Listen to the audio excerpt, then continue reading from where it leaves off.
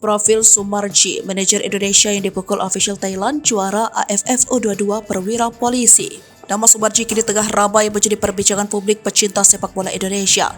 Hal tersebut karena Sumarji merupakan salah satu sosok orang di balik layar yang berhasil bawa timnas U22 Indonesia meraih medali emas di Games 2023.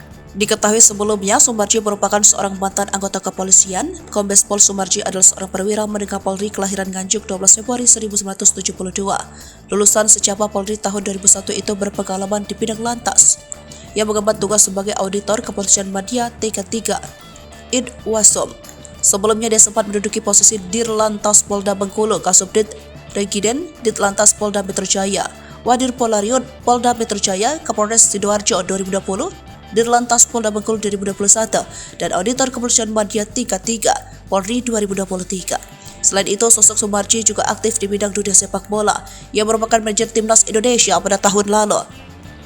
COO Bayangkari FC ini memegang dua timnas sekaligus senior dan U22. Bersama timnas U22 Indonesia, ia berhasil meraih trofi Piala AFF U22 2019 dan menjadi finalis SEA Games 2019. Sebaliknya, timnas senior babak belur di kualifikasi Piala Dunia 2022 zona Asia saat Sumarji menjadi manajer. Nama Sumarji, tempat tanggal lahir Nganjuk 12 Februari 1972, lulusan Secapa Polri 2001, pangkat Komisaris Besar Polisi, Satuan Lantas, jabatan sekarang Auditor Kepolisian Madya TK3 Idwasom.